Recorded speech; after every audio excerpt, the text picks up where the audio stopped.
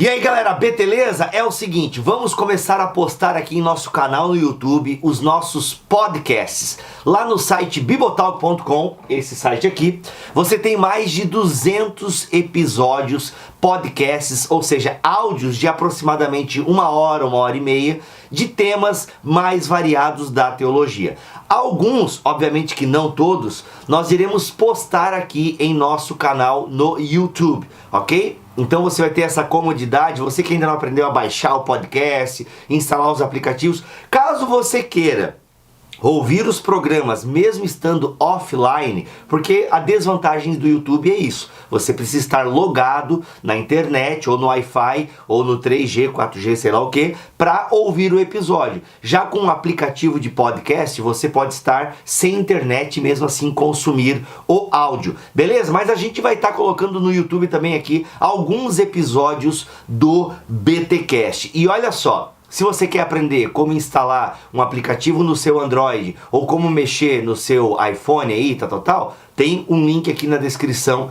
também. E tem o link para o site bibotalk.com, onde você encontra muitos podcasts, beleza? Então, desfrute aí esse primeiro episódio que a gente vai colocar aqui no YouTube, uma conversa que tivemos com Augustus Nicodemos sobre o livro de Gálatas. Confere aí. Começa agora o BTcast Vida Nova. Teologia é nosso esporte. Muito bem, pessoal, começa o primeiro BTcast Vida Nova, senhor Maurício Machado, onde chegamos? Olha aí, como diria um famigerado personagem de TV, vida nova e próspera. Olha, o BTcast. Uma vida nova e próspera, saudoso Spock. Gente, olha só, estamos agora com uma parceria com a editora Vida Nova e pelo menos uma vez por mês você terá um BTcast Vida Nova, onde nós traremos aí os lançamentos da editora, os autores da editora. Mac, basicamente nós já fizemos isso por muito tempo, trazendo os autores da Vida Nova aqui pro BTcast. Sim, de uma certa forma sim, né? Faz parte de uma das literaturas, né? Uma das editoras que a gente usa muito aqui é a Vida Nova e com frequência a gente tem indicado, mas agora nós temos uma parceria especial com eles. Agora algo oficial, uma coisa mais bacana. Então assim, gente, como é que vai funcionar? Os BTcasts Vida Nova, eles serão episódios extras. Como assim extra, gente? Ó, esse primeiro tá entrando aqui na vibe do BTcast. Agora, o próximo episódio, que vai acontecer ali pelo início do mês, tá? Ele vai ser um episódio a mais. Então você vai ter esse BTcast que você já gosta e ainda vai ter o BTcast Vida Nova. Então você vai abrir aí o seu site ou o seu aplicativo para ouvir podcast e vai estar lá BTcast 212 e o tema tal. E de repente vai estar lá BTcast Vida Nova 02 e outro tema. É mais um BTcast para você ser edificado, abençoado. Gente, então assim, fechamos essa parceria com a Vida Nova, espero que dê muito certo. A gente conta também aí com o apoio de todos os nossos ouvintes, curtindo, comentando, compartilhando, porque isso dá aquela força. Mac, a maior editora evangélica do país tem que se unir aí ao maior podcast evangélico do país. Olha aí, por que não, né? Por que não? Why not? What's the problem, né? A gente espera realmente que essa parceria dê muitos frutos e eu sei que vai dar, porque a gente tem um público cativo aí. Quem ouve o BTcast não vai deixar de ouvir esse BTcast especial com a Vida Nova, né? Até porque, gente, assim, ó, mas como é que vai ser? Vocês vão ficar ali falando vida nova, vida nova, vida nova, compre. Não, gente, vamos pegar os títulos, o tema. Então eu já tô em contato com a Vida Nova pra gente ver qual vai ser o próximo episódio. A gente vai pegar um livro e vai analisar esse livro, vai trazer um convidado, vai trazer o autor. Assim, ó, você já ouviu os podcasts que a gente fez com o Jonas Madureira, com o Franklin Ferreira? Então, serão nessa pegada. Obviamente, Mac, que a gente vai ter aqui aquele momento de falar dos anúncios, né, dos lançamentos da editora, porque a Vida Nova, meu amigo, tá uma metralhadora de lançamento. Tá lançando 3, 4, 5 títulos por mês e assim, ó, obras de referência. E a Vida Nova tá trazendo muita coisa, porque tá nos alimentando em língua portuguesa com material teológico de qualidade. Então a gente vai estar falando sim dos lançamentos da editora, mas o foco do episódio vai ser falar de um conteúdo bacana e abençoador. Mas olha só, Bibo, antes de a gente começar aí com o assunto com o Nicodemos e tal, tava o Orlan também, o Cacau aí tá presente na conversa, a gente vai dar uma passadinha rapidinha em cima de 3 livros que a Vida Nova vai indicar aqui nos nossos recados.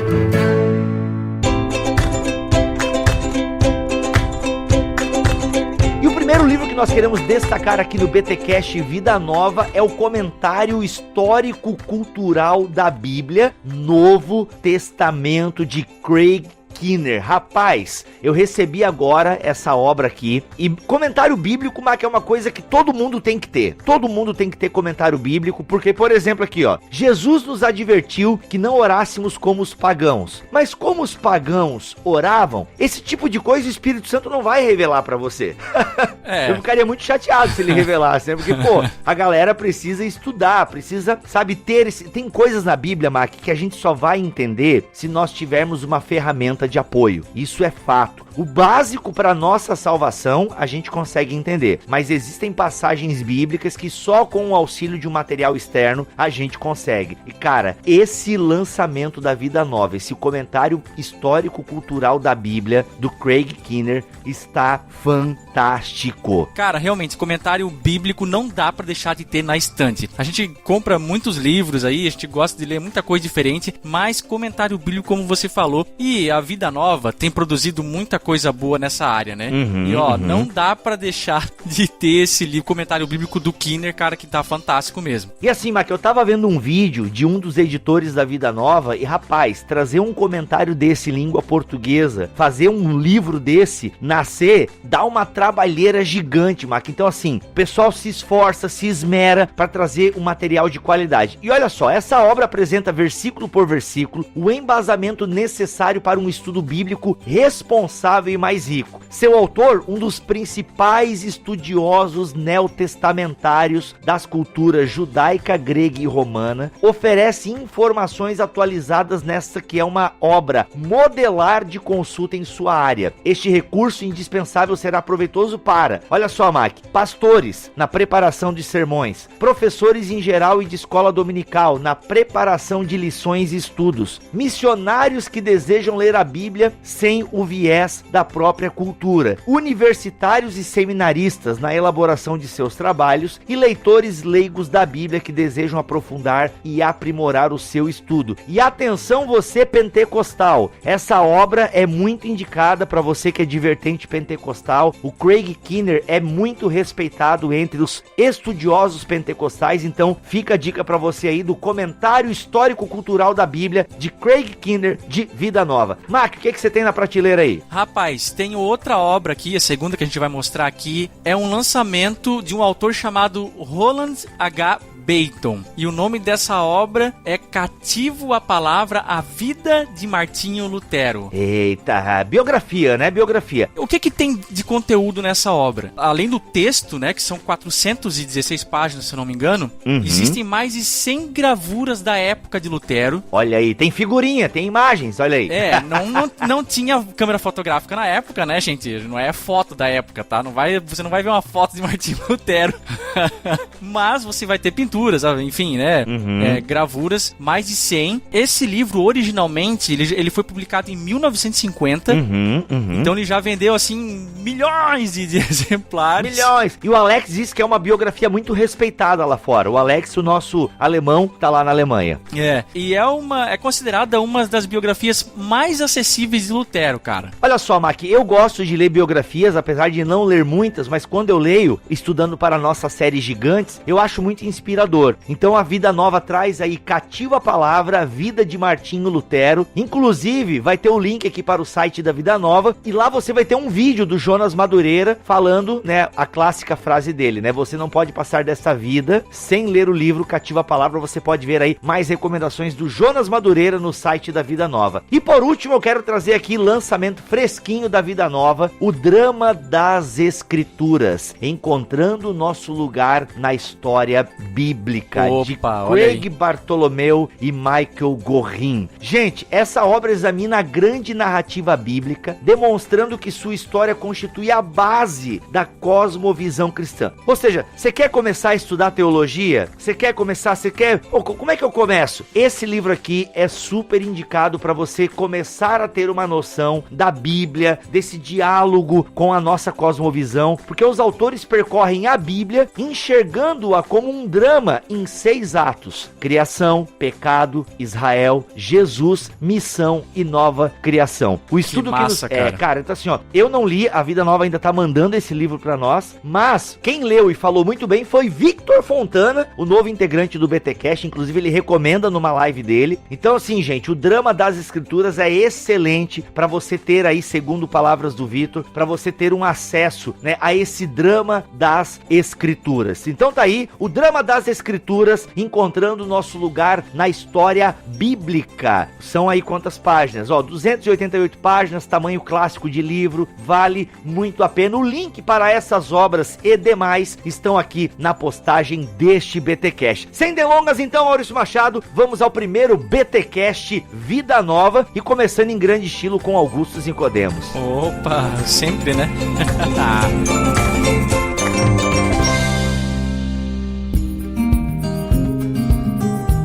E olha só, gente, nós temos aqui, como você já viu na vitrine, nós temos Augusto Nicodemos. Pastor Augusto, seja mais uma vez muito bem-vindo aqui no BTcast. Muito obrigado, eu estou muito feliz em poder participar e contribuir aí com o estudo de determinados livros, né, da escritura. Agradeço pela disponibilidade, pelo tempo. E, pastor, não tem nada a ver com o assunto, mas quero parabenizá-lo pela sua ação positiva na internet. Hoje em dia, eu penso que tu és um dos pastores reformados, com uma atuação muito forte na internet. Tem uma equipe, né? Ou perguntar não ofende, eu imagino que seja uma equipe de pessoas ali. Mas parabéns por essa atuação na internet tão eficaz, né? E abençoando tanta gente. Parabéns mesmo. Muito obrigado. E você está certo, né? O que tem dado um impacto ao meu ministério na internet, realmente não é nem a minha pessoa, é claro, mas a equipe que tem conhecimento, capacidade,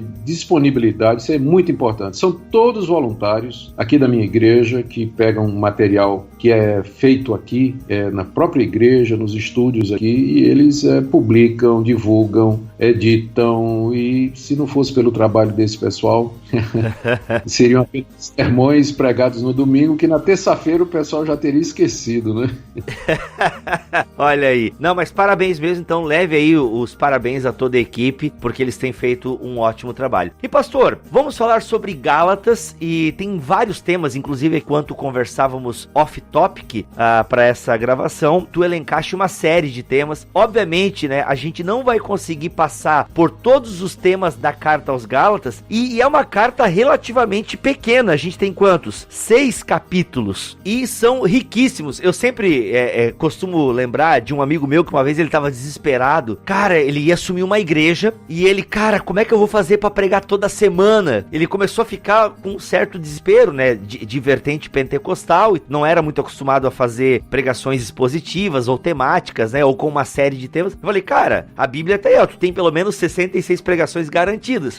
E aí quando eu conheci o professor Clóvis, que é um professor presbiteriano da faculdade onde eu trabalhava, e eu descobri que ele tava há mais de 2 anos no livro de Romanos, eu fui falar pra esse meu amigo, cara, dá pra tu ficar um tempão num livro, mas tem que estudar, tu tá disposto a isso aí?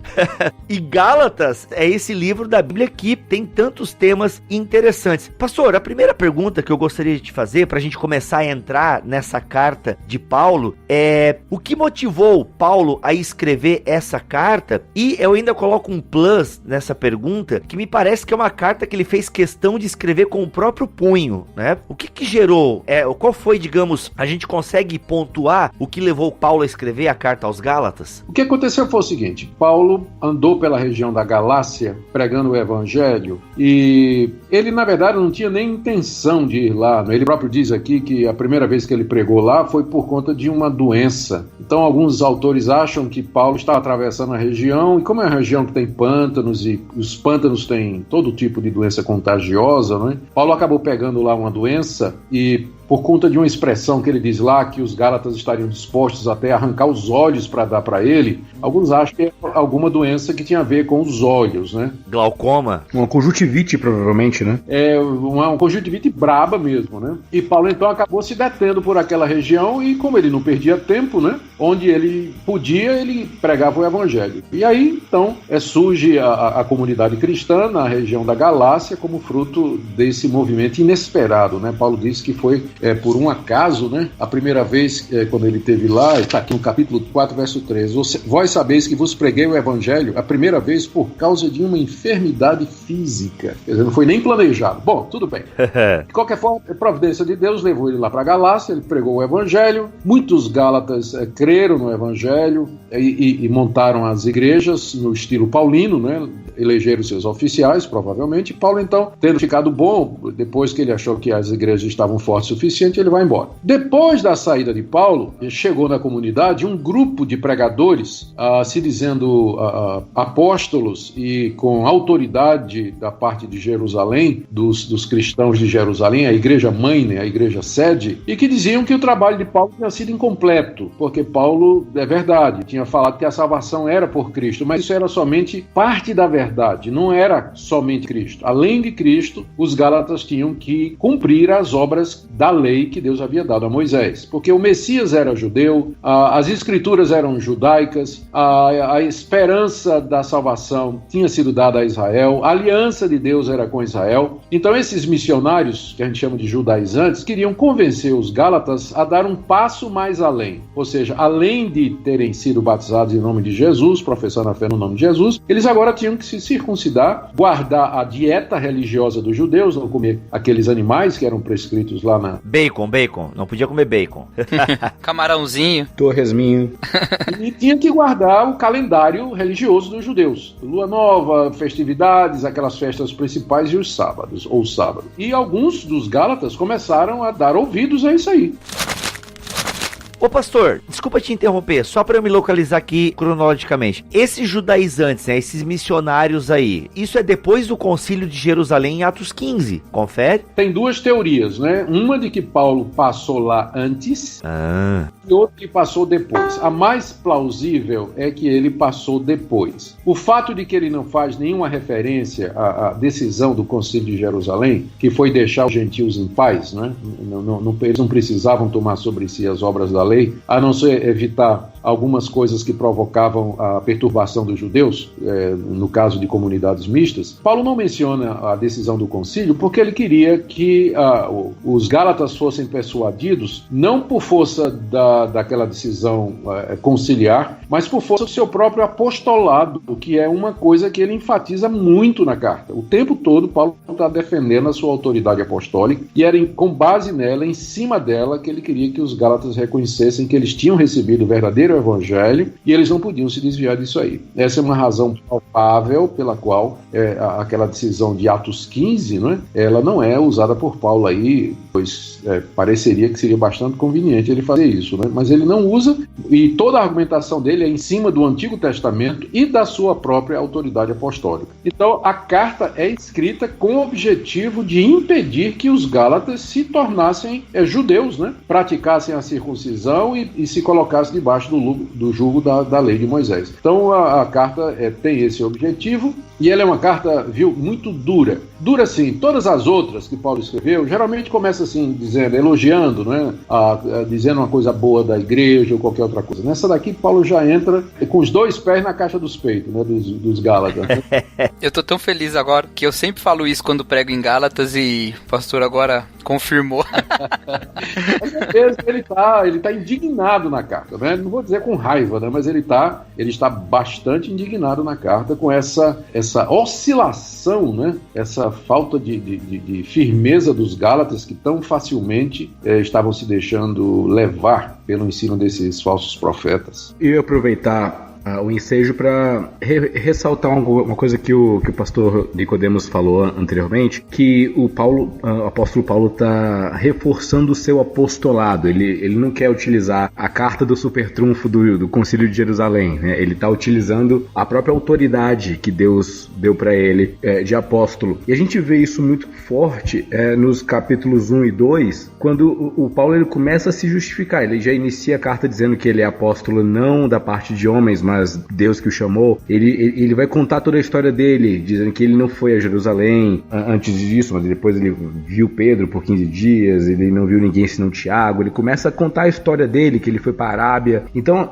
a gente vê pelo menos um quarto dessa carta é ele falando sobre a história dele, né? Justamente para reforçar o fato de que ele é um apóstolo. Então, pastor, por que ele está reforçando tanto o apostolado? Estava sendo duvidado isso na época? Sem dúvida, porque a estratégia dos judaizantes era diminuir a autoridade de Paulo atacando a sua apostolicidade. A argumentação devia ser mais ou menos o seguinte: primeiro, Paulo não é um dos 12. Cristo chamou 12 apóstolos. Então, esses é que são os verdadeiros apóstolos e todos eles estão em Jerusalém. Eles são judeus e são guardadores da lei. Paulo surgiu depois, é um judeu da dispersão, não é um judeu lá de Jerusalém. Paulo é totalmente rejeitado pelo povo judeu. Onde Paulo passa pregando o evangelho, a princípio ele é ouvido na sinagoga e em seguida o próprio povo judeu se vira contra ele. Ele é apedrejado, é preso, é chicoteado, expulso da cidade.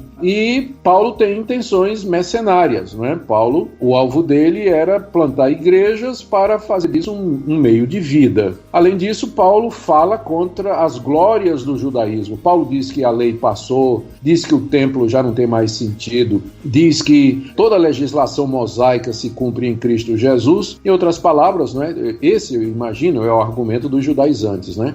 Paulo não deve ser confiado, ele não é um apóstolo verdadeiro, ele é um mercenário, alguém que se vale do título e tudo mais. Mas nós, os judaizantes dizendo, né, nós somos de Jerusalém, nós temos aqui cartas, nós temos pedigree, nós temos aqui a autorização da igreja de Jerusalém, conhecemos os verdadeiros apóstolos e vocês então devem obedecer a nossa orientação e não de Paulo. Então, por isso que Paulo, como você falou corretamente, nos capítulos 1 e 2, ele faz uma apologia do seu apostolado, né? Ele é tão apóstolo quanto os 12.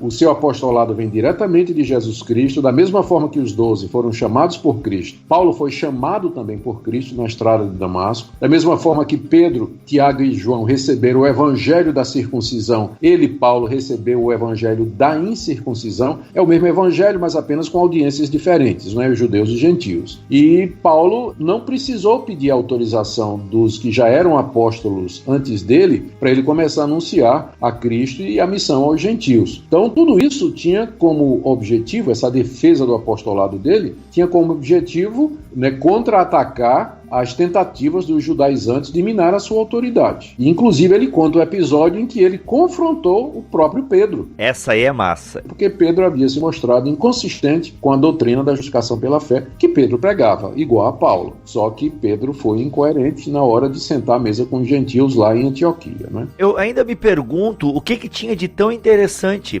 mas agora te ouvindo, acho que deu para entender. Era o pedigree mesmo, porque Paulo vai lá, evangeliza, mostra o evangelho, né, a justificação pela fé. Aí vem os judaizantes e falam, não, peraí pessoal, não é bem assim, ó, Jesus é como tu falaste no começo, né, Jesus era judeu, ó, tem que fazer isso aqui, isso e aquilo.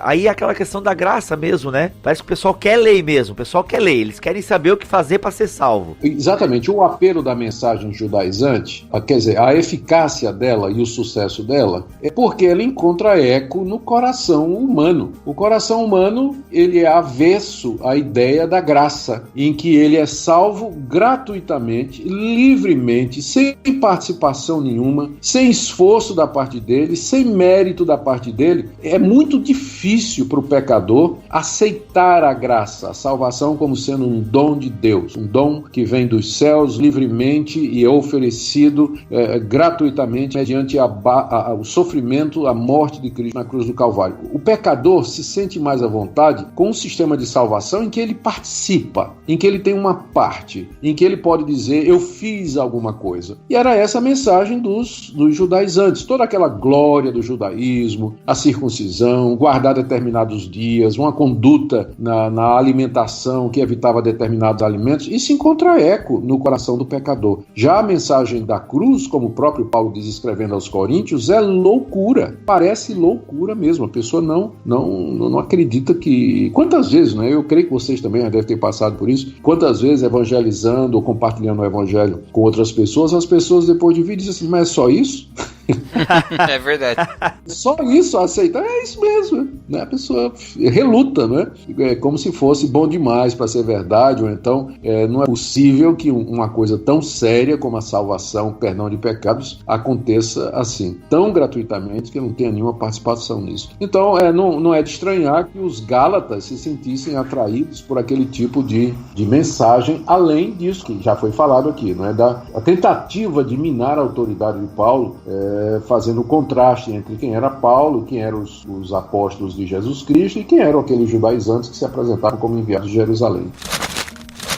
Pastor, eu tenho algumas perguntas sobre essa parte aí mais narrativa de Gálatas, né? Na qual Paulo conta um pouco da história, desde a sua conversão até praticamente o momento em que ele está escrevendo, né? Primeiro, essa menção que ele faz no capítulo 2, a imposição de mãos de Tiago, Pedro e João, não pode ser uma referência resumida ao Concílio de Jerusalém, no versículo 9.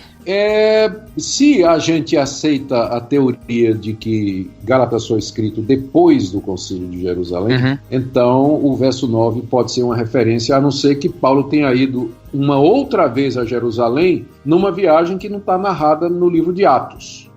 Mas para harmonizar isso aí com o livro de Atos, que inclusive é uma das passagens mais difíceis, né, uma das coisas mais difíceis para você fazer, é você encaixar capítulo 1 e 2 no livro de Atos. Mas então, para aqueles que optam pela teoria de que Gálatas foi escrita, a carta foi escrita depois do concílio, o verso 9 seria um resumo do concílio de Jerusalém, contado por Paulo, né, algum tempo depois da perspectiva dele, né? E que bate exatamente com a decisão. Tiago, Cefas e João, eles deram a destra da comunhão para que Paulo fosse para os gentios. E Paulo, juntamente com Silas e Barnabé, terminado o concílio de Jerusalém, eles pegaram a decisão e foram pelas igrejas, né, anunciando e pregando. Nesse ponto, Paulo não tinha dificuldade, porque nas igrejas para onde ele estava indo levar essa decisão e falar a respeito dela, não tinha polêmica, né, não tinha questionamento a respeito da autoridade dele, nem absolutamente nada. Já na Galácia era diferente. Então,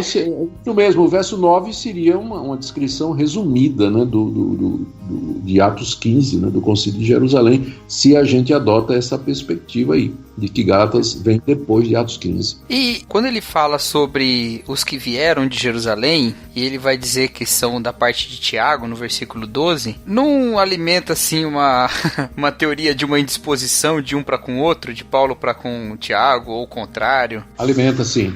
Inclusive, a carta aos Gálatas, ela foi usada como base pelo Ferdinando Bauer, ou Bauer da Escola de Tübingen, da Escola das Religiões Comparadas, e no século passado ele postulou que nós tínhamos que refazer a nossa história do cânon do Novo Testamento, porque nós estávamos laborando sob a suposição de que a igreja primitiva no século I, ela tinha unanimidade, ou ela era coesa. Ele postula que havia, na verdade, dois tipos de cristianismo. Havia o cristianismo primeiro, né? Ele usou a dialética de Hegel, a visão de Hegel da história, né? De que a história funciona com base numa tese a qual se sobrepõe ou se contrapõe uma antítese, e a junção das duas forma uma síntese que, por sua vez, é contradita por outra antítese, formando uma nova síntese, e nesse processo dialético a história vai acontecendo. Então, o Ferdinando Bauer, ele propôs uma leitura do Novo Testamento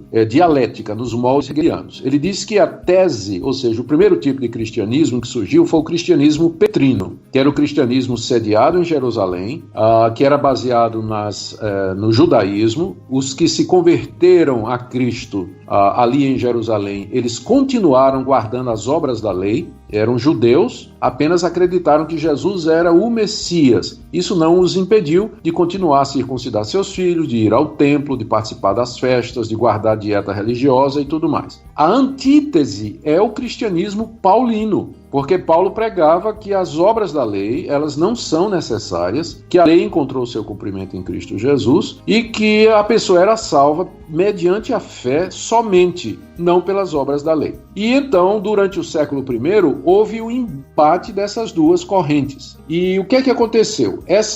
A síntese, que foi o surgimento do que ele chama de ur-catolicismo, ou seja, o catolicismo primitivo, se dá no século seguinte, no século II, quando a igreja judaica ela deixa de existir depois da queda de Jerusalém. Os judeus cristãos eles fogem, permanecem ainda por um tempo nas montanhas com suas comunidades judaico-cristãs, mas logo desaparece, e o tipo de cristianismo que prevaleceu foi o cristianismo paulino. Aí o que é que aconteceu? Chegou no século II, um autor resolveu contar a história da igreja primitiva, mas idealizada, querendo apagar esse conflito entre Paulo e Pedro, né? E quando eu falo Pedro, é Pedro e Tiago, né? Pedro, Tiago e João. Então, o cara escreve uma história do surgimento da igreja primitiva, onde quem abre a porta para os gentios é Pedro, onde Paulo faz votos e vai no templo se santificar, pratica a circuncisão e guarda o calendário judaico, é o livro de Atos. Então o livro de Atos foi escrito no século II, dando uma visão romântica da igreja, é a síntese, né?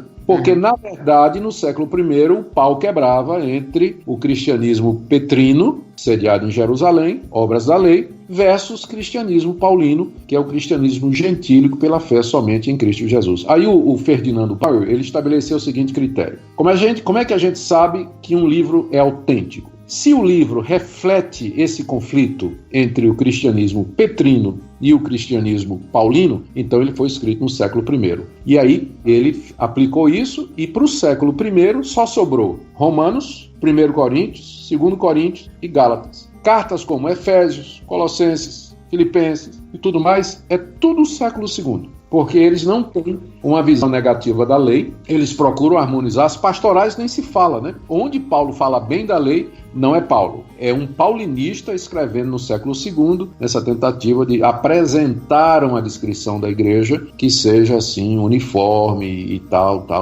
né?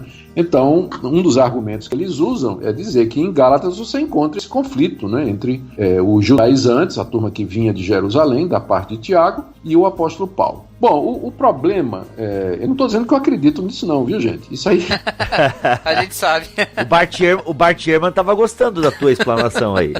Mas desde que a teoria hegeliana caiu no descrédito há muito tempo, né, a dialética de Hegel, essa teoria também caiu com ela, né? Então, pouca gente hoje duvida da historicidade de Atos, né, que o livro de Atos foi escrito de fato no primeiro século, né, e boa parte, quase e todo o Novo Testamento foi escrito no primeiro século, né? Pouca gente hoje joga para o século II algum livro do Novo Testamento. Mas teve uma época que essa teoria prevalecia e um dos argumentos é exatamente esse, né? Esse conflito aí que parece haver. Mas o que aconteceu é o seguinte, de fato, a igreja de Jerusalém, ela permaneceu praticando as obras da lei. Isso aí não resta dúvida e não há problema com isso. O problema era se o judeu que tinha se tornado cristão, ele confiava naquelas obras da lei para sua salvação. Aí Paulo pegava de frente. Agora, Paulo não tinha problema um judeu aplicar ao filho a marca identificadora da sua raça, que era a circuncisão. Tanto é que ele circuncidou Timóteo, que era filho de uma mulher judia, né? Ele não tinha problema com isso. E Paulo, quando estava entre os judeus, ele se comportava como judeu. Ser um bom cristão não significava ser um mau judeu. O problema era quando se queria impor aos gentios aqueles marcadores de identidade do judaísmo, que era exatamente a circuncisão, a dieta e o calendário. Então, esse pessoal que vinha de Tiago, eu duvido, não é? A gente duvida que Tiago teria dado autorização, ou teria ensinado, ou mesmo incentivado esse pessoal a querer impor essas marcas aos gentios para a salvação. No máximo, exigir que no ambiente onde houvesse judeus e gentios, os gentios em respeito não comessem porco, não comessem sangue, para respeitar os escrúpulos judeus com relação a isso aí. Mas não que Tiago e Pedro ensinassem aos judeus que a salvação era também mediante as obras da lei. É só ler as duas cartas de Pedro e ler a carta de Tiago, né? E fica evidente que ambos criam que a salvação é mediante a fé no Senhor Jesus, não é por obras da lei. Quando Tiago fala lá na carta dele que as obras salvam, ele está falando ali das obras que são decorrentes da fé. E ele não está em oposição a Paulo, porque as obras que Tiago recomenda não são aquelas obras que Paulo condena. E a fé que Paulo recomenda e que salva não é aquela fé que Tiago critica, dizendo que é fé vazia, morta e fé dos demônios, né? Que é uma fé hipócrita. Eles estavam falando para contextos e audiências distintas. Paulo enfrentando o legalismo e Tiago enfrentando o antinomismo, ou seja, uma fé que era intelectual e que não produzia obra nenhuma, ação ou resultado nenhum. Então não há divergência entre os dois. Que acaba também estando presente, tá também presente ali na carta aos Gálatas, quando Paulo fala para não usar da liberdade para dar lugar à carne, né? É mais ou menos esse tipo de coisa que Tiago está combatendo. Exatamente. Ele fala, inclusive, lá, no capítulo 5, ele fala da fé que opera pelo amor, que Tiago ensina lá no capítulo 2 da sua carta. Voltando um pouquinho na história e fora um pouquinho desse tema que a gente estava tratando. Esses 3 anos de Paulo na Arábia.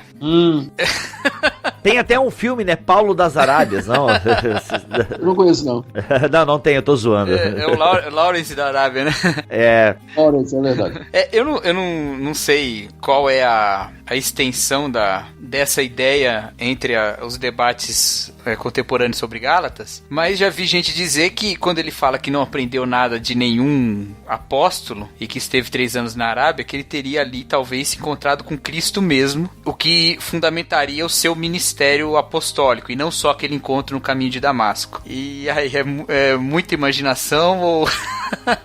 Eu acho que é muita imaginação pelo seguinte, ele aqui, essa passagem aí que você está mencionando é o capítulo 1, verso 17, né? Isso, ele, depois que aprove a Deus revelar seu Filho em mim, para que eu pregasse entre os gentios, ele está se referindo àquele encontro lá no caminho de Damasco, né? Ele diz que não consultou carne e sangue e nem subiu a Jerusalém para aqueles que já eram apóstolos antes dele, mas ele foi para as regiões da Arábia e depois ele voltou para Damasco, né? O que ele foi fazer naquelas regiões ali, no verso seguinte ele diz, depois de 3 anos subi a Jerusalém, etc., o que então a gente faz as contas e imagina que ele deve ter ficado pelo menos 3 anos ali naquela região da Arábia, né? Quando a gente estuda as fontes do conhecimento de Paulo, e aí não só Gálatas, mas as outras cartas dele, a gente percebe que o background de Paulo, ou seja, de onde ele tirou as suas ideias, é facetado.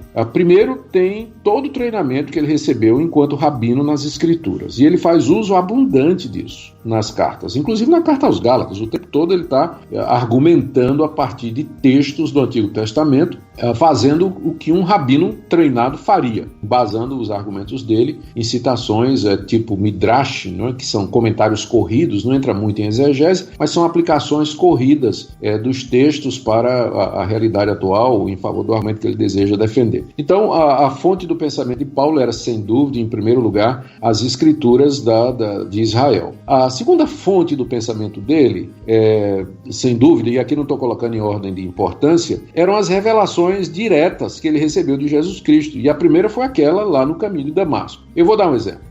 Na primeira carta aos Coríntios, no capítulo 5, ele diz assim: irmãos, eu vou dizer um mistério para vocês. O mistério é esse, que nós não morreremos todos, mas seremos transformados num abrir e fechar de olhos, ao soar da última trombeta, porque os mortos ressuscitarão e os vivos seremos transformados, porque carne e sangue não pode herdar o reino de Deus. Como está escrito, onde está a morte, a tua vitória, onde está a morte, o teu aguilhão? É uma citação que ele faz de Isaías e de Oséias, uma combinação das duas. Donde a gente percebe que Paulo, ele não somente podia citar as Escrituras, no seu sentido natural, óbvio, né, a qualquer leitor, mas ele tinha insights e perspectivas que, se ele não dissesse, a gente não saberia. Eu poderia ler essa passagem de Isaías e Oséias dezenas de vezes, eu não estaria vendo nunca ali a doutrina de que os vivos, por ocasião da vinda de Jesus, serão transformados no corpo glorioso sem passar pela morte. Mas Paulo tinha esses insights porque ele era apóstolo, fazia parte do equipamento apostólico interpretar autoritativamente o Antigo Testamento e ver coisas ali que aos olhos humanos, né, normais, passaria batido. É o que Paulo chama de revelação de mistérios. Um outro mistério que ele revela está em Romanos 12, quando ele diz assim, aliás, Romanos 11, quando ele diz, irmãos, eu vou dizer um mistério, é que veio endurecimento até Israel,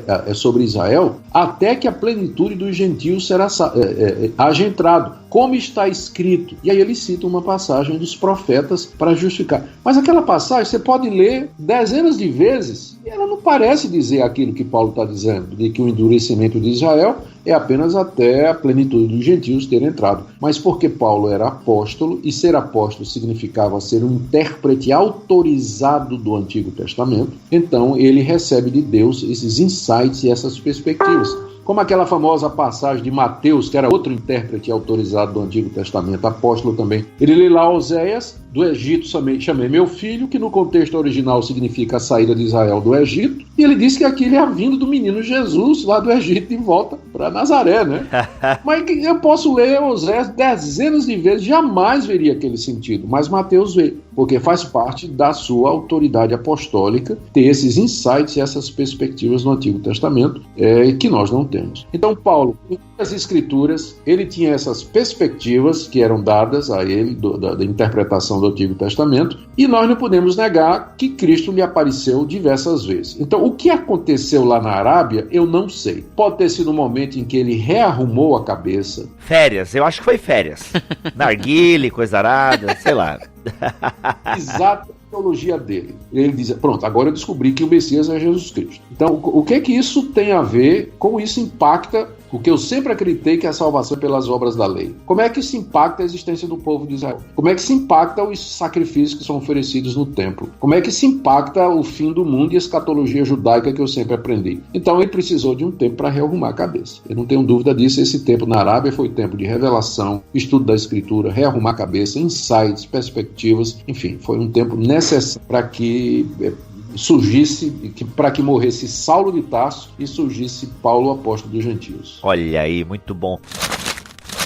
Pastor, vamos entrar num tema da carta, que é o tema que a gente já vem arranhando aqui ao longo da nossa conversa, que é essa questão então da lei, certo? Vem os judaizantes querendo colocar as obras da lei e tal. Eu queria que o pastor desse esse background, até aqui no seu livro, você coloca, não sei se está com o seu livro na mão aí, e imagino que você não deve também lembrar de cabeça. Se lembrar, poxa, aí, Deus, eu quero ser igual. Mas você fala da lei e graça, a história por trás da história, na página 70. E eu queria então, pastor, que a gente entendesse então um pouco esse papel da lei, né, como esse pedagogo temporário, e o que Paulo então, como é que Paulo vai exortar os Gálatas? Galera, não, eu falei pra vocês o negócio, veio a turminha aí do prepúcio, falou outra parada, é o seguinte, não é assim, ó, as obras da lei é isso, o Espírito Santo, desse relacionamento, né, como é que era esse entendimento das obras da lei? Era salvífica? Porque aqui no seu livro eu percebi que você... Não, peraí pessoal, não quer dizer que as obras salvavam, queria que tu explicasse um pouco pra nós isso, as obras da lei, né, depois o argumento de Paulo, pra gente entender um pouco, porque eu penso que Paulo aqui, como tu mesmo falaste no começo, ele tá batendo forte, galera, não são pelas obras da lei dessa maneira que vocês estão entendendo, a parada é outra. Olha, essa é muito boa pergunta e a resposta vai ter que ser um pouquinho longa. Veja só, até pouco tempo, quando eu falo pouco tempo aqui, eu tô me referindo aqui a uns 50, 40 anos passados. A erudição neotestamentária paulina, os estudiosos paulinos e todas as tradições, luteranos, reformados e tudo, eles não tinham a menor dúvida de que o alvo de Paulo em Gálatas, na carta aos Gálatas, era combater a guarda das obras da lei como meio de salvação. Ou seja, os judaizantes estavam dizendo aos Gálatas que para serem salvos, fé em Cristo somente não era suficiente. Eles tinham que, além de crer em Jesus, guardarem as obras da lei, particularmente aquelas 3 obras que identificavam o judeu, que era a circuncisão, o calendário e a dieta, que são as 3 obras principais, a gente chama de marcadores de identidade do povo judaico, né? E que representavam toda a lei estariam representadas ali. Bom, então isso inclusive foi reforçado pelo entendimento de Lutero. A experiência de Lutero, como também a experiência de Agostinho, né? Agostinho, na confissão dele, não é? Ele se vê desesperado, contemplando as profundezas da sua natureza corrompida, experiência que vai ser replicada em Lutero, como um monge agostiniano tentando guardar as obras determinadas pela Igreja Católica na Idade Média, não encontrando paz, não encontrando perdão nem salvação, até que a luz brilha e ele percebe que a salvação é pela graça, pela fé e não por obras da lei. E aí então esse entendimento, né, daí é que vem, né, um dos pontos da reforma é exatamente esse, a justificação pela fé sem a obra da lei. E a base bíblica para isso é a carta aos Gálatas e a carta aos Romanos, que foram as duas cartas mais usadas na reforma protestante. Bom, então dentro da tradição reformada, luterana, episcopal, todas aquelas tradições que vieram da reforma, todas elas batem nisso, né, que de fato o ponto central, inclusive chegam a dizer que o ponto central da carta aos Romanos, da carta aos Gálatas, é a justificação pela fé sem as obras da lei. Bom, até uns 50 anos atrás começou a aparecer uns estudiosos aí que disseram o seguinte: nós estamos lendo Paulo a partir da experiência de Lutero, o que é errado, né? Na verdade, nós temos que ter uma nova perspectiva sobre Paulo, e essa nova perspectiva sobre Paulo passa por uma nova perspectiva do judaísmo, porque até recentemente todo mundo olhava para o fariseu e para o judeu como um religioso autossuficiente que achava que podia guardar as obras da lei, arrogante, especialmente personificado naquele fariseu que vai ao templo orar ao lado de um publicano, bate no peito e diz que guarda a lei toda, que Jesus combate em Mateus 23, não é? Ele chama os fariseus de hipócritas e coisa do gênero. Então a visão, esses são os caras que começaram a chegar, né? O Christopher Stendhal é um cara que escreveu um artigo sobre isso. Depois veio Sanders, que escreveu uma obra massiva, né? Justificação no judaísmo da Palestina. Depois veio James Dunn e finalmente o N.T. Wright, que é um dos defensores principais da ideia de que nós estamos equivocados, nós estamos fazendo a leitura errada de Gálatas e de Romanos. O problema nunca foi salvação, o problema era pertencimento. Ou seja, quando Paulo combate as obras da lei, ele não está combatendo as obras da lei porque o judeu pensava que era salvo pela guarda das obras da lei, porque todo judeu sabia que ele era salvo porque era parte do povo escolhido, ele era filho de Abraão, ele já nasceu salvo, nascia na aliança, ele guardava as obras da lei como símbolos da sua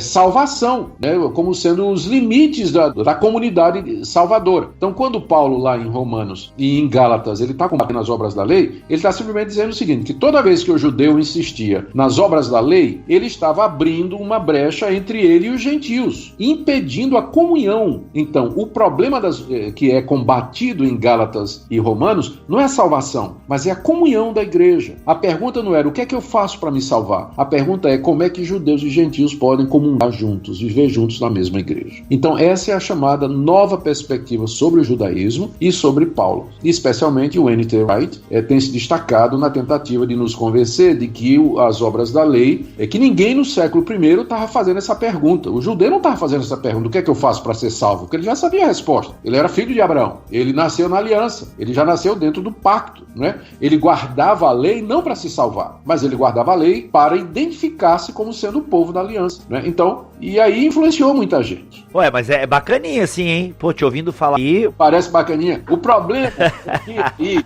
alguns problemas com essa teoria. Primeiro, a reconstrução desse judaísmo que o Sanders chamou de nomismo pactual, ou seja, ele diz assim, que o judeu do século I, ele tinha consciência, da época de Jesus e de Paulo, ele tinha consciência que era salvo pela graça, e não por obras da lei. O problema não era legalismo, nunca foi legalismo. Então, só que a reconstrução que é feita desse judaísmo, que é chamado de nomismo pactual, ou seja, a guarda da lei, mas dentro do conceito do pacto e da aliança, é feito a partir dos escritos rabínicos datados do século III e IV, Mishnah, Torá, Midrash, Talmud, que é tudo do século III para frente. Então a pergunta é, será que a religião que você detecta, a soteriologia que você detecta nos escritos rabínicos do século III e IV, era a mesma soteriologia que havia no século I? Considerando que nesse meio tempo aí, o templo foi destruído, Israel foi disperso, os sacerdotes foram dispersos, não tinha mais autoridade altar para se oferecer sacrifício. Você pode dizer que a religião judaica do ano 300 era a mesma do século I? E eu acho difícil uma resposta positiva. Ou seja, o que é feito então é um anacronismo, é você ler, você empurrar para o século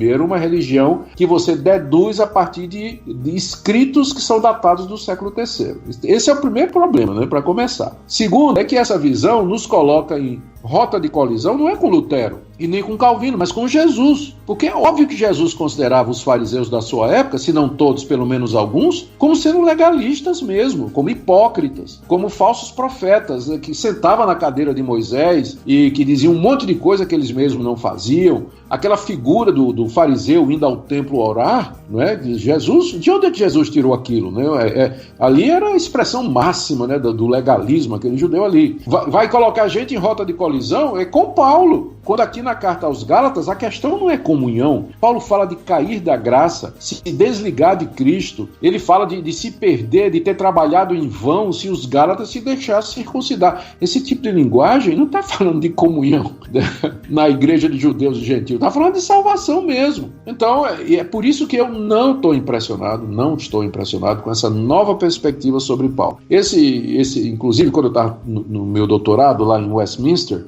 eu tive um curso inteiro sobre isso. Paulo e a lei de Moisés. Olha, gente, isso foi na década de 90. Na década de 90, quando esse trem estava começando a aparecer, então a Universidade de Westminster, ela já tinha um curso sobre isso. Nós passamos um semestre inteiro estudando. Eu tive que ler o Sanders, o Stendhal, o James Dunn, o N.T. Wright. Na época não tinha despontado ainda. Ele veio um pouco depois disso aí. Mas tudo que ele ensina é baseado nesses caras aí, no Kimmel, que escreveu também um artigo muito interessante sobre a consciência robusta de Paulo e por aí vai. Então, a questão é salvação mesmo. A obra da lei era apresentada como sendo condição para a salvação. Eu não tenho dúvida disso, não. Desses aí, o Wright é o que dá uma abordagem mais evangélica para essa questão, né? O Kimmel, o Stendhal e o Sanders, eles são assim são alemães, menos o Sanders, que é inglês. Eles estão bem mais dentro da tradição liberal da teologia alemã. O James Dunn, ele já é mais evangélico. E depois do James Dunn veio o N.T. Wright, que é anglicano, e ele é evangelical, tá? Mas o pessoal pega ele aí, porque ele acaba negando a doutrina da imputação, ou seja, que a salvação é mediante a imputação da justiça de Cristo sobre nós. E aí o John Piper escreveu um livro, não sei se vocês conhecem, mas escreveu um livro exatamente questionando esse ponto. O Carson e vários outros aí. Tem sido uma briga, uma polêmica grande, né, no meio evangélico, mais na academia, né? Só que o Wright é um escritor bastante popular e escreve muito bem. E ele é bom em outras coisas. Ordenação feminina, ele é muito bom. Tô zoando, pastor. Deixou a bola quicando, vai. Deixa a bola quicando aí.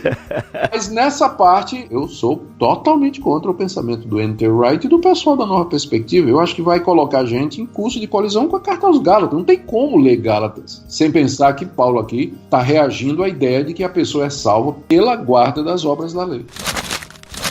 Pastor, tu lembra de cabeça aí o nome dos livros que fazem um contraponto a essa nova perspectiva? O do Piper e o do Carson? Bem, o seu livro, né? O seu livro já deve fazer um contraponto, né? O Livres em Cristo, da Vida Nova. O pessoal interessado pode procurar na internet. Nova Perspectiva sobre Paulo, Augusto e Nicodemos. Tem um artigo que eu escrevi, acho que foi publicado até pela Vida Nova, no site da Vida Nova, ou pela Ultimato, eu não sei bem. Já faz alguns anos, quando o N.T. Wright começou a se despontar mais, em que eu ofereço algumas críticas, né, sugestões críticas ao pensamento, né?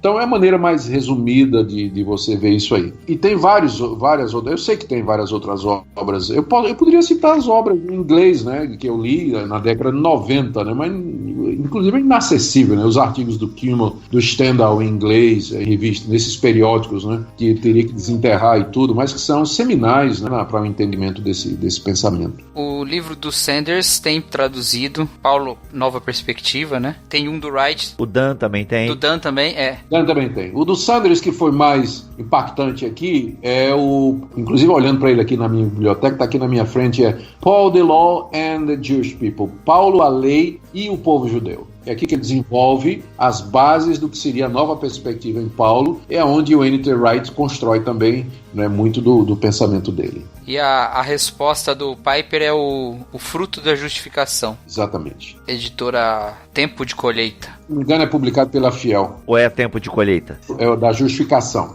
Sei lá. Eu tô vendo uma capa aqui, mas pode não ser a...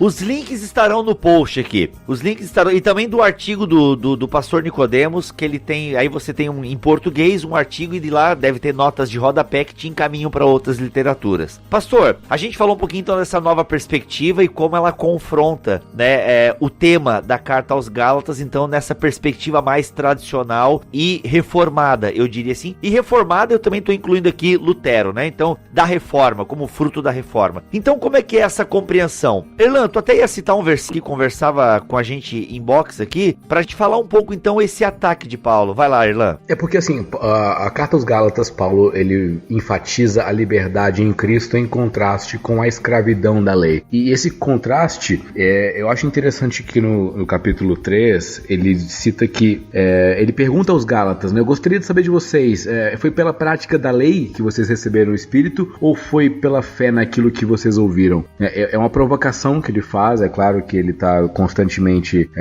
instando os Gálatas a voltarem ao verdadeiro caminho e saírem dessa ideia de justificação pela obra da lei, mas é interessante porque se a gente volta e pega o primeiro evento em que a humanidade rejeitou algo que Deus deu para ele como revelação, né? O evento do Éden, por exemplo, o argumento da serpente foi: Deus disse que vocês certamente morrerão. Não é bem assim. Quando vocês comerem, vocês serão como Deus, né? Então, o argumento Deus está errado e o que Deus disse está errado e na verdade vocês podem fazer o que vocês quiserem ou fazer como vocês bem entendem, né? E ao longo de toda a Bíblia a gente tem essa recorrência de que o povo faz conforme os seus próprios olhos e vai dando tudo errado. E a gente chega aqui, o evangelho é ministrado aos Gálatas e eles preferem acreditar na história de que, não é tão simples assim, deixa eu fazer aqui do meu modo, né? Então eu gostaria que você ressaltasse assim,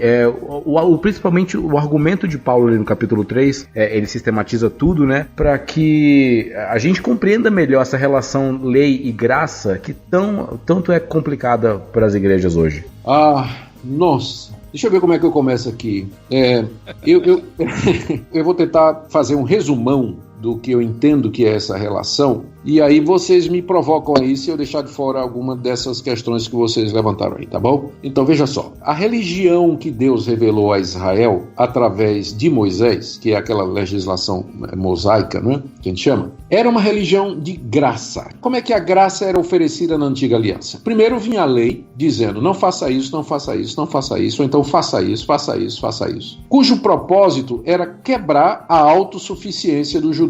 Isso aí é Lutero. Lutero chamava a lei de a marreta de Deus, porque a lei tinha como objetivo quebrar a arrogância humana e convencer o homem de que a salvação tem que ser fora dele, que não é por ele, não está dentro dele o salvar-se, mas ele precisa de um salvador. E o que faz com que o homem se convença disso é a constatação de que ele não consegue guardar a lei que Deus deu e que é a expressão da santidade de Deus. Então lá no Sinai, Deus deu na legislação mosaica a lei, a gente chama da lei moral, não é? Que tem como objetivo expressar a santidade de Deus, os deveres que ele requer do homem, e cujo propósito último era reduzir o homem àquele grito lá de Romanos 7, miserável homem que sou, quem me livrará do corpo dessa morte? Então, nesse sentido, a lei funcionava como um pedagogo, né?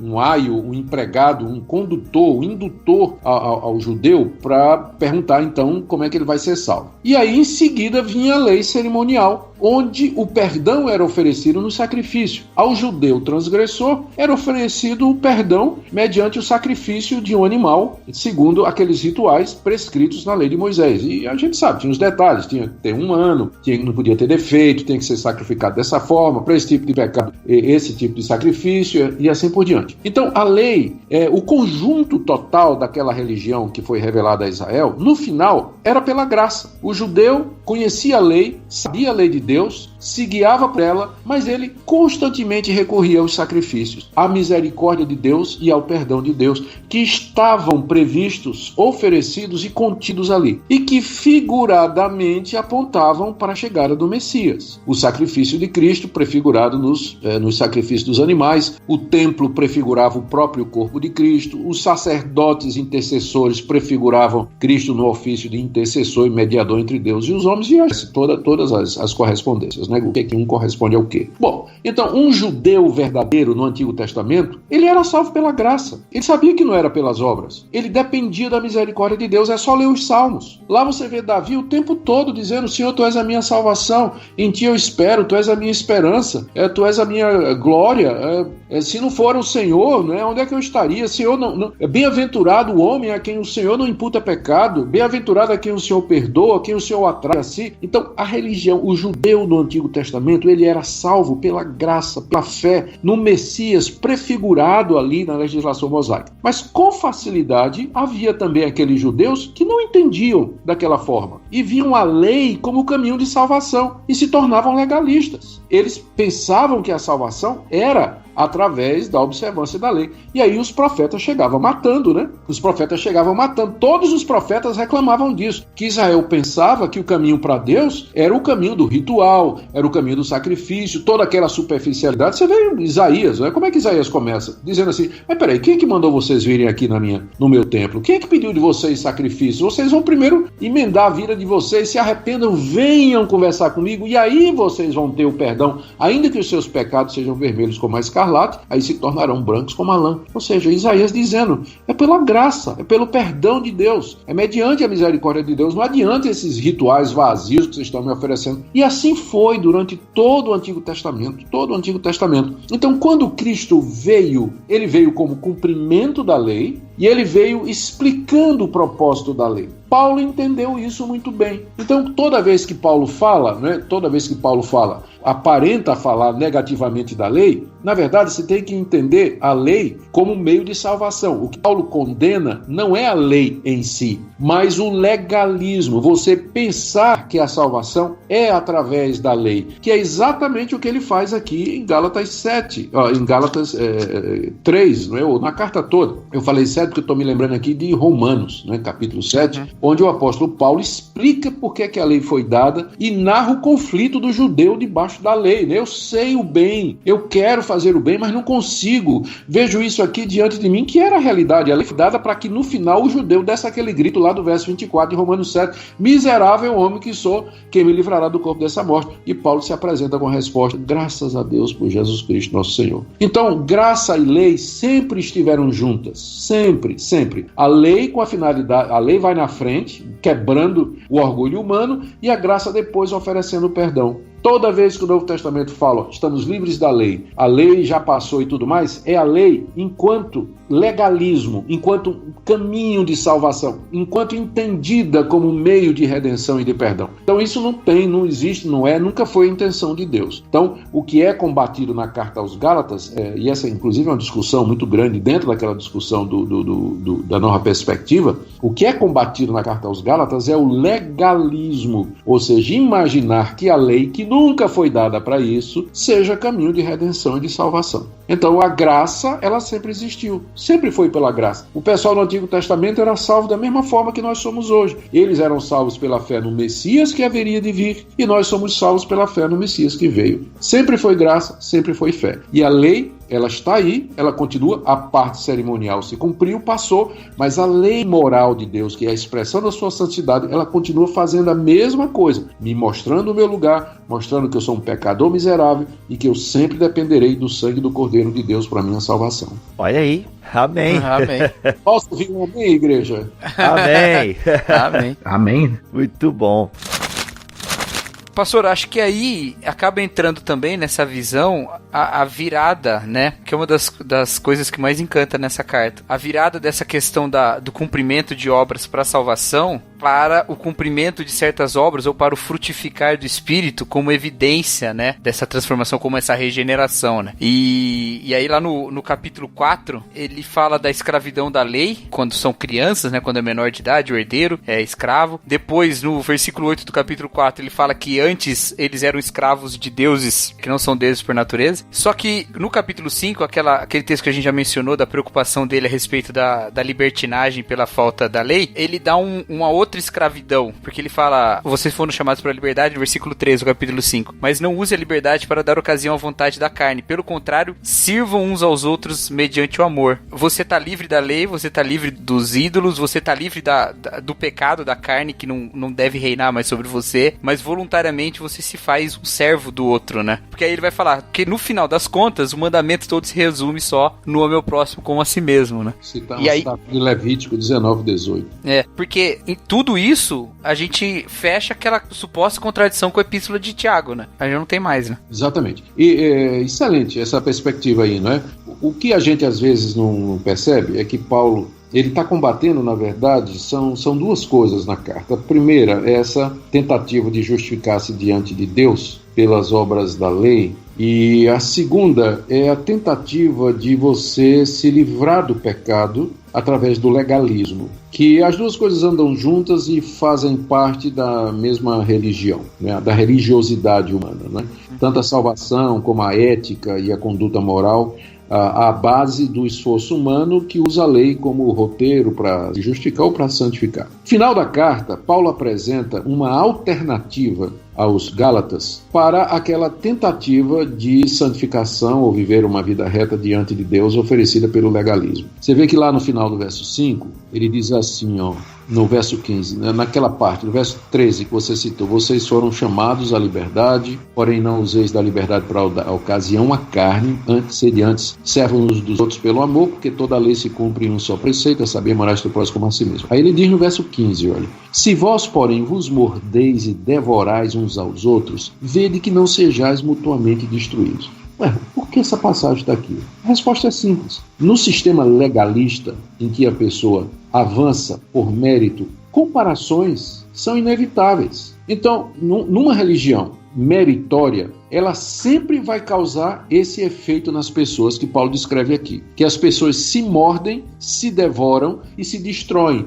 porque elas estão competindo, porque o cerne dessa religiosidade é um mérito, e onde há mérito, há competição. As pessoas se comparam, elas procuram se superar umas às outras, serem uma maior do que a outra, e assim por diante. Então Paulo como que está ironizando, né? Ele está dizendo, olha, o cerne da lei é o amor, mas vocês aí na tentativa de guardar a lei, vocês estão se mordendo, se devorando, se destruindo. Deixa eu mostrar um caminho superior. E aí ele começa a falar na vida do Espírito. Ele apresenta a atuação do Espírito Santo em nossos corações como sendo o caminho para vencer a carne. Ele, no verso 16, ele diz assim, ó, digo porém, ou seja, o porém aí introduz a alternativa, né? Uhum. Eu digo porém, em vez de vocês andarem na lei, querendo se santificar e justificar pela lei, andai no Espírito e jamais cumprireis a concupiscência da carne. A lei não consegue matar a carne. Ela não consegue frear os maus desejos da carne. O que freia é a vida no Espírito. Ele descreve no verso 17 o conflito, né, do Espírito e da carne. E aí no verso 18 ele diz, mas se vocês são guiados pelo Espírito, vocês não estão sob a lei e, portanto, não estão escravos da carne. Porque a força da carne é a lei. A lei provoca a carne, desperta a carne, traz as paixões pecaminosas que estão lá na carne e assim por diante. Aí ele faz aquela famosa comparação entre as obras da carne, que são conhecidas, né? Está aí do verso 19 até o verso 21, e depois ele fala, mas o fruto do Espírito é amor, alegria, paz, longanimidade, etc. Coisas que a lei não pode produzir, porque ela não foi dada para isso. Ela pede essas coisas, mas ela não dá a força e o poder necessário para isso. E Paulo termina dizendo no verso 26, não nos deixemos possuir de vanglória, provocando uns aos outros, tendo inveja uns dos outros, que seria o que aconteceria se eles fossem seguir o caminho da lei, mas se vivemos no Espírito, andemos também no Espírito. Então, Paulo apresenta no final da carta a vida no Espírito como alternativa ao legalismo que era apresentado pelos judaizantes como caminho de vida, né? Como caminho de ética, como maneira de viver aqui nesse mundo. Um caminho muito mais eficaz. A vida no Espírito, né? No poder do Espírito de Deus, que vem mediante a fé, como foi dito, eu não lembro quem de vocês falou, mas que Paulo cita lá no capítulo 3. Vocês receberam o Espírito Santo como? E a resposta é pelo ouvir com fé o Evangelho. Uma coisa que eu gosto muito da carta é o fato dela estar sempre, pelo menos um capítulo, as sessões estarem interligadas. O Paulo cria um argumento e utiliza esse argumento na próxima sessão para iniciar ou como estrutura que fundamenta todo o raciocínio dele. Por exemplo, aqui ele vai dizer que no capítulo 5 que toda a lei se resume num mandamento: ame seu próximo como a si mesmo, e ele demonstra a parte contrária disso, né? Quando você não ama como a si mesmo, você fica competindo, você fica se mordendo, devorando. E aí ele vai citar, né, obras da carne e o fruto do Espírito. E aí eu tenho uma grande dificuldade no capítulo 6 com um exemplo que Paulo utiliza no verso 7, que é: não se deixe enganar, de Deus não se zomba, porque o que o homem semear, isso também colherá. Aí ele vai falar sobre aquele que semeia na carne e o que semeia no Espírito. Mas de onde Paulo tirou isso de que Deus não se zomba? É claro, de Deus não se zomba mesmo, né? Mas ele está citando alguma coisa ou ele está usando só uma figura retórica? É boa pergunta. Eu não me recordo de nenhuma passagem do Antigo Testamento que especificamente esteja sendo citada por Paulo aqui. Mas a gente tem que lembrar que os autores do Novo Testamento, eles usam o Antigo de várias maneiras. Eles fazem citações diretas, frequentemente introduzidas pela fórmula "está escrito", ou eles fazem alusões indiretas, geralmente reproduzindo de memória alguma passagem, ou eles ecoam, o nome que se dá isso é eco, né? Eles ecoam conceitos do Antigo Testamento. E pela intertextualidade, esses conceitos então são colocados nos escritos que eles estão fazendo.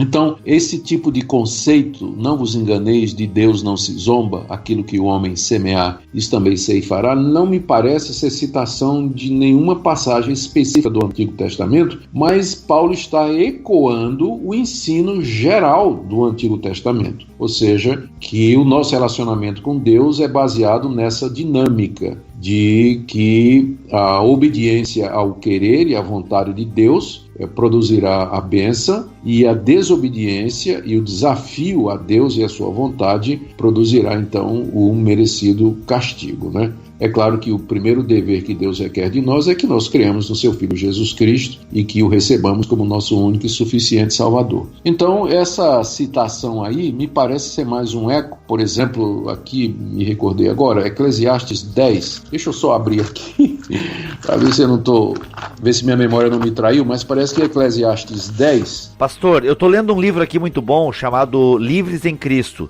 de Augusto Nicodemos, e ele fala na página 282, zombar dos profetas era torcer o nariz para Deus, e cita aqui Ezequiel 8,17. Os gálatas estariam zombando daqueles que eles deveriam, cheios de gratidão, sustentar com seus bens materiais. Aqui, essa passagem aqui que eu achei em Eclesiastes 10, 8 e 9, diz assim: quem abre uma cova, nela cairá. Quem rompe um muro, mordê-lo-á uma cobra. Quem arranca pedras será maltratado por ela. Do que racha a lenha, expõe-se ao perigo. Ou seja, você vai colher aquilo que você planta. Ou seja, é a lei da causa e do efeito. Você encontra passagem como essa de Eclesiastes. E sim, de fato, no contexto, esse autor aí parece estar muito correto. O contexto você vê no verso anterior, né? Aquele que está sendo instruído na palavra, faça participante de todas as coisas boas aquele que o instrui. Porque de Deus não se zomba, então, ou seja, a ordem era para que as pessoas honrassem com seus bens os seus mestres, que se dedicavam a orientá-los, a guiá-los espiritualmente. Não fazer isso seria zombar de Deus, como Israel fez com os profetas do Antigo Testamento. Esse é o argumento aí do livro, né? Isso, bem nessa, justamente. Muito bom. Que é um argumento que eu já vi também em outros autores e, na verdade, eu vou por essa linha, assim, também. Eu acho que ela é bem coerente. Tá certo. Eu tenho que concordar com esse autor aí. Ô, pastor, mas abrindo um parêntese totalmente fora agora do assunto, mas já que tu tocou nesse assunto, mas o Augusto Nicodemos velho no sentido de mais idade, né? Já discordou do Augusto Nicodemos novo? Tipo assim, uma coisa que tu pegou lá, caramba, há 20 anos eu falei isso, eu escrevi isso. Ainda bem que eu mudei. Sim, algumas coisas, não tenho dúvida disso. Vou ver se eu me lembro de algumas aqui, ó, que eu posso dizer para você. Sem ofensar a ninguém, não é? Eu, quando me converti, eu era arminiano radical. Lá vem. Eu era arminiano radical, de brigar mesmo, de chamar a predestinação de coisa do diabo. Olha aí, Jimmy Swagger também acha. Exatamente. Mas eu mudei há cerca de 2 anos e meio depois da minha conversão. Meu pensamento sobre isso foi completamente mudado, inclusive por um batista chamado Charles Spurgeon. Mudou minha maneira de pensar a respeito desse assunto. Eu tinha uma perspectiva também de Romanos 7. Eu sempre li aquela passagem de Romanos 7 e preguei muito, né, como sendo uma experiência cristã. Lembra daquela passagem, né, que Paulo diz assim? Sim, o que quero fazer não faço. E depois eu tinha o quê? Tinha mais de 10 anos de convertido, eu mudei de opinião. Eu não acho que aquele capítulo 7 está descrevendo uma experiência cristã, mas o eu ali é um não convertido, é o judeu debaixo da lei, é legalista, querendo guardar a lei, e ele não consegue, até ele gritar, quem é que vai me livrar disso? Então hoje essa é a minha posição, não é? Agora eu não mudei, eu estava recém, por incrível que pareça, eu estava vendo aqui minha biblioteca, fuçando minha biblioteca, achei a minha monografia de conclusão de curso do bacharelado. Eu terminei meu bacharelado em teologia em 83. E a minha monografia foi sobre o dom de línguas. Olha aí. Então, faz o quê? 83, faz as contas aí pra mim. Já faz 30 e poucos, né? 33 anos, 34, porque eu nasci em 82 e tô com 34. 34 anos que eu escrevi aquela monografia. Eu reli o que eu escrevi, que eu tinha até me esquecido que esse era o meu tema. Continuo pensando exatamente a mesma coisa. Olha, consistência. Nesse ponto, não tenho dúvida disso. Foi bastante consistente. Mas tem outras perspectivas. Por exemplo, a minha visão de Deus como Deus transcendente suplantava muito a imanência de Deus. Eu tinha meio que um medo de me tornar um teísta. Mas hoje, o conceito da presença, da imanência de Deus na sua criação e tudo mais é prazeroso para mim. É muito frutífero para mim também. Já mudei de... É o Bart novo e o Bart velho aí, ó. Agora, eu preciso dizer com muita clareza, né, que todos aqueles pontos essenciais que me tornam um cristão evangélico, né, isso aí nunca eu dei de pensamento, né? Desde o dia da minha conversão até o dia de hoje, a divindade de Cristo, a salvação pela graça, a presença do Espírito Santo em mim, a misericórdia de Deus na minha vida, o processo de santificação, isso aí nunca mudou. Mas de algumas compreensões de alguns pontos que inclusive me levam a divergir de um ou outro colega meu, né? Mas que me levam, eu realmente... Sim, eu mudei em alguns pontos. Eu acredito e acho que há espaço ainda para mudar, desde que eu seja convencido pelas escrituras, como diria Lutero, né? Muito bom. Pastor, pra gente finalizar, o Cacau tem mais 30 perguntas pra fazer, mas eu também não quero deixar o senhor ir pra casa muito tarde, porque o senhor estava no escritório, eu não sei se era o escritório da sua casa ou era o escritório da igreja. Escritório da igreja. Olha só, então, pra gente finalizar esse assunto de Gálatas, o senhor já deu uma pincelada em alguns pontos, mas eu queria deixar isso mais claro até pro nosso ouvinte. Como é que a gente atualizaria o farisaísmo? São muitos pontos, né? Mas o que na tua cabeça agora salta, pastor? Tipo assim, ó, um farisaísmo moderno, onde nós precisaríamos pregar Gálatas. Ó, para esse farisaísmo moderno, tá aqui Gálatas. O que salta aos teus olhos, assim, um farisaísmo moderno? O farisaísmo moderno, ele pode ser encontrado dentro das nossas próprias igrejas, mais do que a gente imagina. A religiosidade, a ideia de que a religião, a prática religiosa, ela de alguma forma é meritória, ela conduz a Deus. Isso está presente nas igrejas históricas, está presente dentro da igreja presbiteriana, na igreja batista, na igreja metodista, na igreja luterana.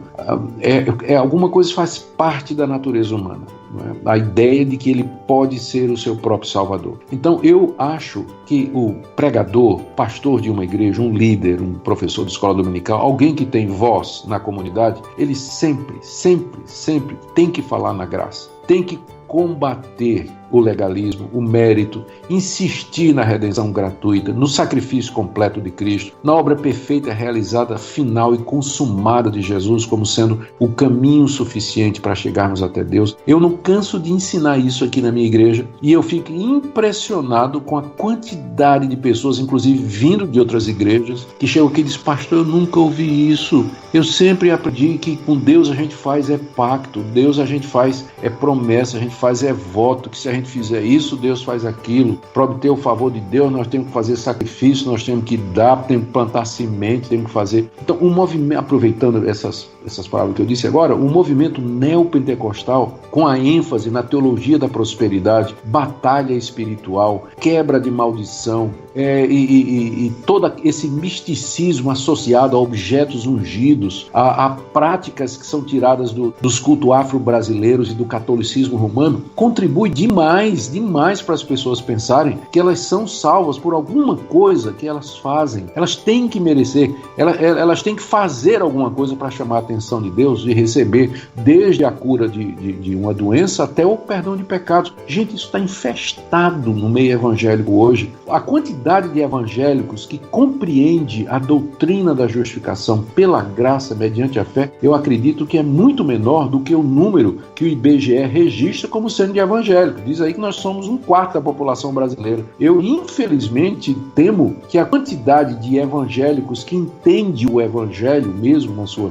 pureza e simplicidade é muito menor do que isso aí. Então, a gente tem que pregar constantemente, pregar o evangelho, pregar a graça, explicar por que é pela lei, falar contra o pecado, falar da depravação total, mostrar aos nossos ouvintes que eles não têm a menor condição de cumprir o menor dos requerimentos de Deus. Então o farisaísmo está aí ao nosso redor, em todo lugar. Todas as denominações, de todas as formas possíveis, desde o catolicismo romano, que enfatiza isso, ao espiritismo kardecista, às seitas evangélicas, e mesmo dentro das próprias igrejas evangélicas, você vai encontrar isso. Então a solução para mim é essa, é fazer o que Paulo faz na carta aos Gálatas, apontar para Jesus o tempo todo. Ele se fez maldição em nosso lugar. Ele cumpriu a lei por nós. E não sou eu que vivo, mas Cristo vive em mim. Sabemos que somos salvos pela fé em Cristo Jesus e não por obras da lei. O tempo todo Paulo está destacando a pessoa de Cristo e a obra que realizou na cruz do Calvário. Então tá aí, estamos cercados disso e o antídoto é a pregação do Evangelho. E é a única coisa que nos faz livres em Cristo. Pastor, quero te agradecer por mais uma vez ter atendido aí o apelo do BTcast para estar aqui compartilhando um pouco, né, do que Deus tem ministrado, tem te ensinado, que você tem estudado, e é sempre bom tê-lo aqui no BTcast. Obrigado mesmo. Nada,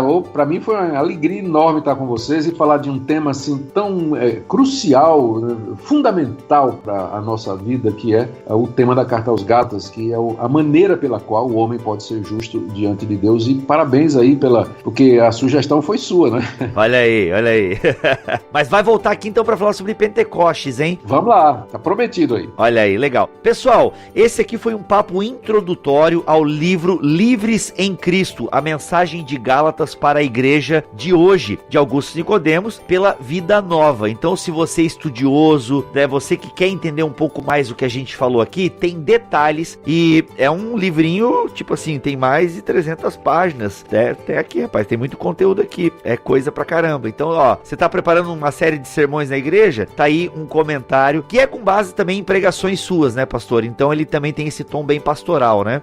Foi uma série extensa que eu preguei na carta aos Gálatas, e depois que o pessoal da Vida Nova é um pessoal muito criterioso, né, na preparação do material. O pessoal revisou o material, mandou pra mim, eu tive que complementar, tive que dar cara de livro mesmo. Foi um processo longo, mas eu acho que finalmente valeu a pena o livro. Ele tem esse tom pastoral, homilético, devocional, mas ele também é um livro bem exegético. Sim. Pastor, despede-nos então, por gentileza. É como o culto aqui, a gente pede a bênção final no BTcast. Os ouvintes fazem até mãozinha, pastor, verdade.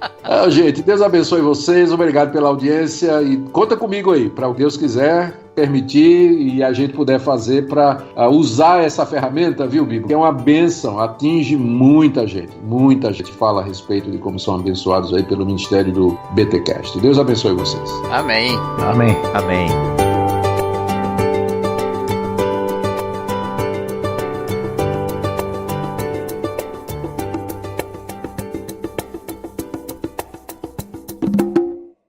Este podcast foi editado por Mac Bibotalk Produções.